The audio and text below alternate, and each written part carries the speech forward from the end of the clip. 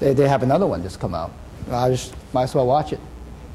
Congressman Rob Portman knows how to grow the economy. In China, he paid for billions in tax breaks for companies that export jobs. On his watch as Bush's trade czar, our deficit with China exploded, sending 100,000 Ohio jobs overseas. As Bush's budget chief, Portman oversaw a spending spree that doubled the deficit. Outsourcing, bad trade deals, soaring deficits. Congressman Portman, a real economic plan, but not for Ohio. I'm Lee Fisher, and I approve this message. Wow. So, Dominic, the last one. Oh, Spike, yeah. Even children's clothes made in China. As part of the Obama-Pelosi team, Ray Hall voted for a bill for billions in tax breaks for foreign companies creating Chinese jobs. Ray Hall's vote helped foreign companies create Chinese jobs making windmills. With skyrocketing unemployment, only a politician who's been in Washington 34 years would vote to help foreign companies create Chinese jobs making windmills. So, Dominic, let me just follow up here on this. Let's just put a few numbers on the table. The U.S. does have a large bilateral trade deficit with China. We know that.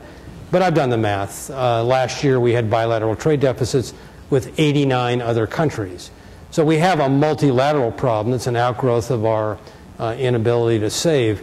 How do you fix a multilateral problem with bilateral bashing on China?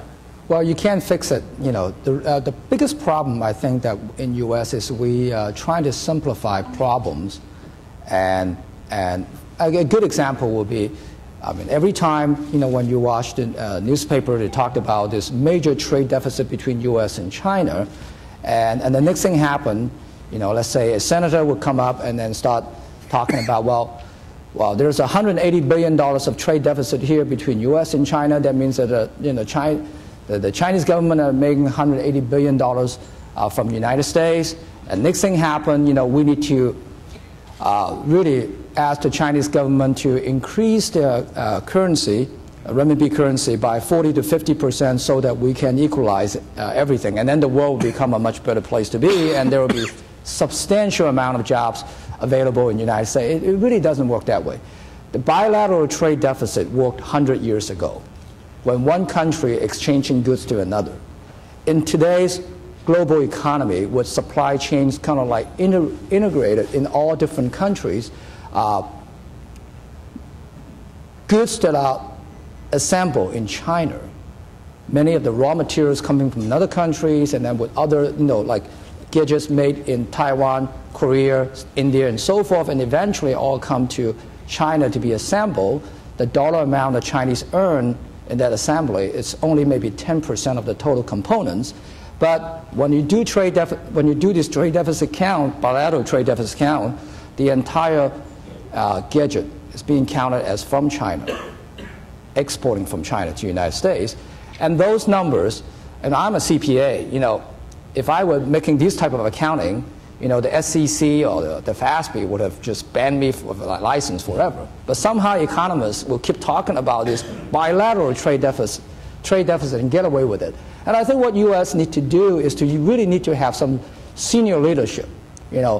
People like, let's say, Bernanke, Geithner, the senior leadership, really take a hard look at these numbers, and knowing the fact that these numbers are not accurate, sort of like information to talk about the totality of what's happening in the economy between U.S. and China, and really need to educate the press and the people that, well, let's take these numbers on the side that is no longer relevant in today's society and focusing on things that matter most. Is how do we work together to create jobs for both countries? All right, we'll come back to this. I want to get to some of the more nitty-gritty issues, but I must say, Dominic, I'm pretty staggered by having an accountant go after an economist. I mean, that's a new that's a new low in the debate here. But look, you're right in one sense. It really appalls me that some of our more prominent economists have been sucked into this sort of notion of a bilateral fix for a multilateral problem. It absolutely doesn't make sense. You're entirely right. I will not mention any names, but there's a guy with a beard who writes a column in the New York Times on Mondays and Fridays who is absolutely a champion of bad economics, looking for the bilateral fix for the multilateral problem. Lou, Coach has been really an extraordinary example of forging new markets offshore, especially in China. I think this year, 25 new stores in Greater China, a total of 60. We talk at 30,000 feet about the tensions between these two countries. You pay no attention to that. You just get the job done. What is a couple of lessons that you can elaborate on that have really been key to Coach's success in Greater China? I think first, starting with the consumer, we're very consumer-centric, and we spend a great deal of time before we enter the market and during the time we're in the market to understand their needs and wants.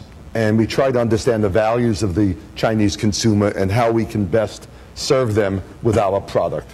That does provide us with insights that we can incorporate within our store environment. Second, we have worked very cooperatively with the Chinese government in the area of intellectual property rights. They are an ardent supporter of anti-counterfeiting efforts and trademark rights. And in fact, in many instances, are more zealous than the United States. Which is in direct contrast to what you read in the newspaper every day. That's correct. Third, we have developed relationships with government officials in Beijing and in other cities, and we find them extremely supportive of our strategies and of our business, and work hard with us to be accommodating and supportive. So we see no interference. On the contrary, it's a pleasure to work in China.